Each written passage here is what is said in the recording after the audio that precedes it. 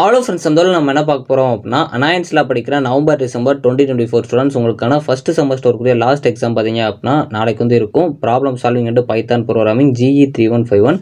இந்த எக்ஸாமை ஃபஸ்ட்டு வந்து எப்படி அட்டன் பண்ணணும் அப்படிங்கிறத நான் சொல்கிறேன். ஸோ அது மட்டும் இல்லாமல் லாஸ்ட் எக்ஸாம் அப்படிங்கிறனால நிறைய பேர் பண்ணுற மிஸ்டேக் நான் சொல்ல போகிறேன். ஸோ அந்த வீடியோவில் கண்டிப்பாக உங்களுக்கு நான் சின்ன சின்ன டிப்ஸ் அண்ட் ட்ரிக்ஸ் சொல்கிறேன். அதே மாதிரி ஒரு சில மோட்டிவேஷன்ஸும் நான் கொடுத்துருக்கேன். கண்டிப்பாக வீடியோ ஃபுல்லாக பாருங்கள். ஸோ அங்கே வீடியோக்குள்ளே போகலாம். ஓகே ஃப்ரெண்ட்ஸ், ஃபஸ்ட் எடுத்து பார்த்தீங்க அப்படின்னா அனாயன்ஸில் படிக்கிற நவம்பர் டிசம்பர் 2024 ஸ்டூடெண்ட்ஸ் உங்களுக்கான ஃபஸ்ட்டு செமஸ்டருக்குரிய last exam GE 3151 problem solving and Python programming. இதை ஃபஸ்ட்டு எப்படி அப்ரோச் பண்ணணும் அப்படிங்கிற ஐடியாவே உங்களுக்குள்ளே இல்லை அப்படின்னாலும், ஸோ நான் ஆல்ரெடி ஒரு வீடியோ அப்லோட் பண்ணியிருக்கேன். அதாவது இந்த பேப்பரில் எப்படிலாம் கொஸ்டின் கேட்குறாங்க அப்படிங்கிறத நான் ஒரு ப்ளூ பிரிண்ட் அனாலிசிஸ் பண்ணி உங்களுக்கு நான் வந்து ஒரு வீடியோ அப்லோட் பண்ணியிருக்கேன். அதில் இம்பார்ட்டன்ட் கொஸ்டின்ஸ் எல்லாமே இருக்கும், ஏழுலேருந்துலாம் ப்ரோக்ராம் கேட்டிருப்பாங்கன்ட்டு. ஸோ பார்த்துட்டிங்க அப்படின்னா அதை மறுபடியும் ஒருக்கா லாஸ்ட்டாக ரீகால் பண்ணிடுங்க. ஸோ இன்னும் இப்போ வரைக்கும் பார்க்கல அப்படின்னாலும் கவலையே இல்லை, அதை போய் இன்னொருக்கா பார்த்துட்டு வாங்க. ஏன்னா உங்களுக்கு கண்டிப்பாக அதில் என்னெல்லாம் கேட்பாங்க அப்படிங்கிறத ஃபஸ்ட்டு எதெல்லாம் கான்சென்ட்ரேட் பண்ணோம் அப்படிங்கிறத நான் சொல்லியிருக்கேன். இன்னும் டைம் இருக்குது, அதெல்லாம் பார்த்துக்கோங்க. ஸோ ஃபர்ஸ்ட் ஆஃப் ஆல் நீங்கள் நைட் எக்ஸாமுக்கு ப்ரிப்பேர் பண்ணிட்டு இருப்பீங்க. இருந்தாலும் உங்களுக்குள்ள ஒரு பயம் இருக்கும், நாளைக்கு கொஸ்டின் எப்படி வந்துருமோ அப்படின்னு சொல்லிட்டு. ஏன்னா நிறைய பேர் வந்து CS டிபார்ட்மெண்ட் இல்லாமல் IT டிபார்ட்மெண்ட் இல்லாமல் அதர் டிபார்ட்மெண்ட் ஸ்டூடெண்ட்ஸாக கூட இருப்பீங்க. ஸோ அதனால் இந்த மாதிரி கோடிங் பேப்பர்லாம் கொஞ்சம் கஷ்டமாக இருக்கிற மாதிரி உங்களுக்கு தெரியும். ரொம்ப ரொம்ப ஈஸியான ஒரு பேப்பர். ஸோ அதாவது வந்து கொஞ்சம் நீங்கள் புரிஞ்சுக்கிட்டீங்க அப்படின்னா ரொம்ப ஈஸியானது. ஸோ அதாவது இதுக்கு முன்னாடி நீங்கள் எழுதின ஃபிசிக்ஸ் கெமிஸ்ட்ரியோட இது கொஞ்சம் ஈஸியான பேப்பர். ஆனால் நீங்கள் கொஞ்சம் லாஜிக்கலாக யோசிச்சிங்க அப்படின்னா ரொம்ப ரொம்ப ஈஸி. அது எப்படி லாஜிக்கலாக யோசிக்கணும் அப்படிங்கிறதெல்லாம் நான் சொல்கிறேன். மெஜாரிட்டியாக கொஸ்டின் நாளைக்கு ஈஸியாக தான் வரும். நீங்கள் பார்த்துருக்க கான்செப்டில் தான் கேட்பாங்க. ஸோ நல்லா வந்து அண்டர்ஸ்டாண்ட் பண்ணி பார்க்க பாருங்கள். ஃபஸ்ட்டு நீங்கள் பார்க்கக்கூடியது பார்த்தீங்க அப்படின்னா ப்ரோக்ராம்ஸாக பார்க்க பாருங்கள். ஏன்னா உங்களுக்கு கண்டிப்பாக எல்லா இதுலையுமே ப்ரோக்ராம்ஸ் இருக்கும். ஏன்னா ப்ரோக்ராம்ஸ் தான் வர்றது, நான் தியரிட்டிக்கலாக தான் பார்த்துருக்கேன் அப்படின்னாலும் பிரச்சனை கிடையாது. ஸோ எல்லாத்துக்குமே ஒரு சின்டெக்ஸ் வந்து எக்ஸாமில் பார்த்து வச்சுக்கோங்க. உங்களுக்கு தியரிட்டிக்கல் கொஸ்டின் ஆப்ஷனில் இருந்தாலுமே ஸோ மெஜாரிட்டியாக ப்ரோக்ராம் தான் அட்டன் பண்ணுற மாதிரி இருக்கணும். நீங்கள் தியரிட்டிக்கல் கொஸ்டின் அட்டன் பண்ணாலும் எல்லாத்துக்கும் பேசிக் சின்டெக்ஸ், அதாவது சின்டெக்ஸ்னால் ஒன்றும் இல்லை, ஒரு ப்ரோக்ராம் எப்படி இருக்கணும் அப்படிங்கிற ஒரு ஸ்ட்ரக்சர் மாதிரி கொடுத்துருப்பாங்க. அதை ஃபஸ்ட்டு பார்த்து வச்சுக்கோங்க. ஸோ உங்களுக்கு இருக்கிறதுலே ப்ரோக்ராம் ஈஸியான ப்ரோக்ராம் என்ன அப்படின்னு கேட்டிங்கன்னா பைத்தான் கொஞ்சம் ஈஸியான ப்ரோக்ராம் தான். ஸோ பேசிக்லாம் நீங்கள் தெரிஞ்சுக்கிட்டீங்க அப்படின்னா ஜஸ்ட் நீங்களாம் எக்ஸாம்பிள் கொடுக்கலாம்.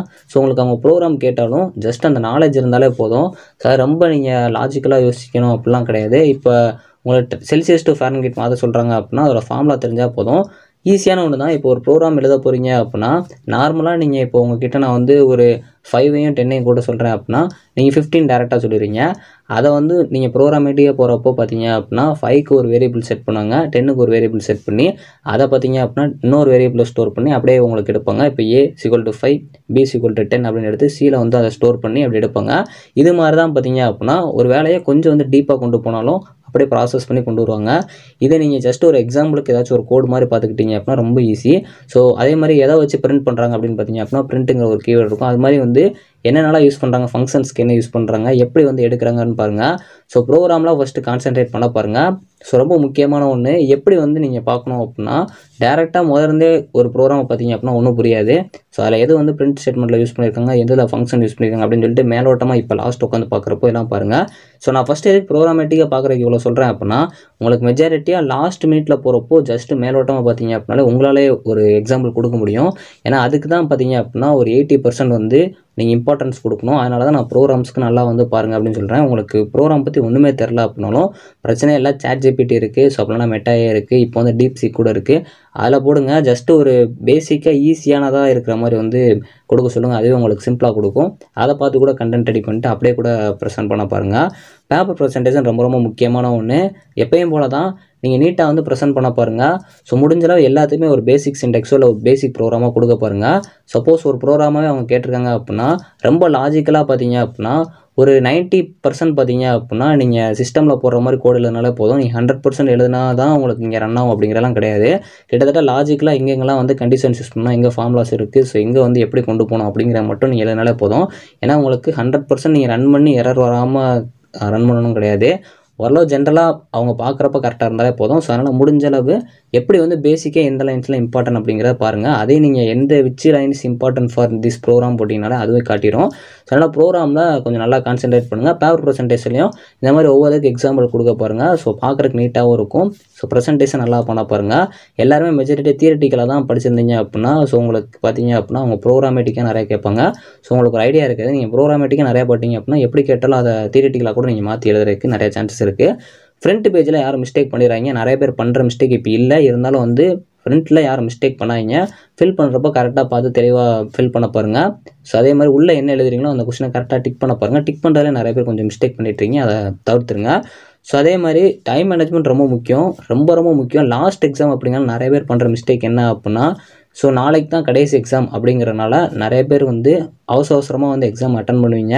ஸோ 3 ஹவர்ஸ் இருக்குன்னா 3 ஹவர்ஸை ஃபுல்லாக ஸ்பெண்ட் பண்ணாமல் 2 ஹவர்ஸ்லேயே பார்த்தீங்க அப்படின்னா நீங்கள் வெளியே வர பார்ப்பீங்க. அந்த மாதிரிலாம் வராதிங்க.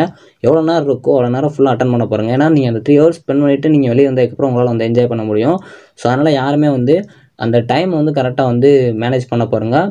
ஸோ உங்களுக்கு அதுக்கப்புறம் ரீஓப்பனிங் வேறு இருக்குது. ஸோ அதனால் வந்து நீங்கள் அவசரப்பட்டுட்டு இருக்காங்க. அதாவது ரீஓப்பனிங் வேறு இருக்குது, இந்த ஒரு எக்ஸாம் சீக்கிரம் முடிச்சா கொஞ்சம் நம்ம என்ஜாய் பண்ணலாம் அப்படின்னு சொல்லிட்டு ரொம்ப பதட்டப்படாதீங்க.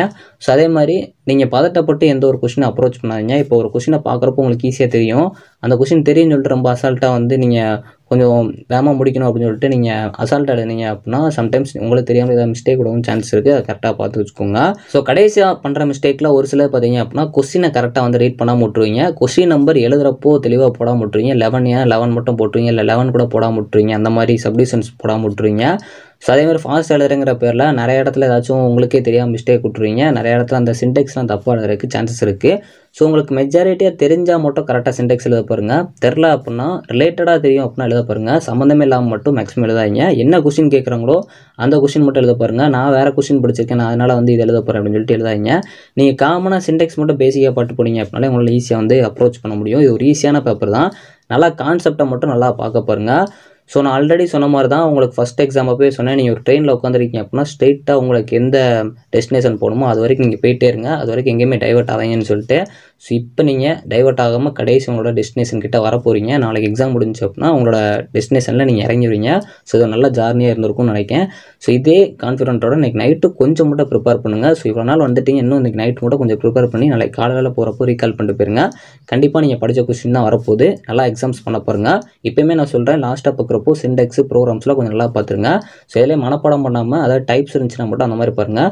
பேசிக்காக என்னெல்லாம் சொல்கிறாங்கிற மட்டும் பார்த்துட்டு கோடிங்லேயே சின்டெக்ஸ்லேயும் கொஞ்சம் இன்ட்ரெஸ்ட் காட்ட பாருங்கள். So all the best friends. எல்லாரும் எக்ஸாம்ஸ் நல்லா பண்ண பாருங்கள். தேங்க்ஸ் ஃபார் வாட்சிங்.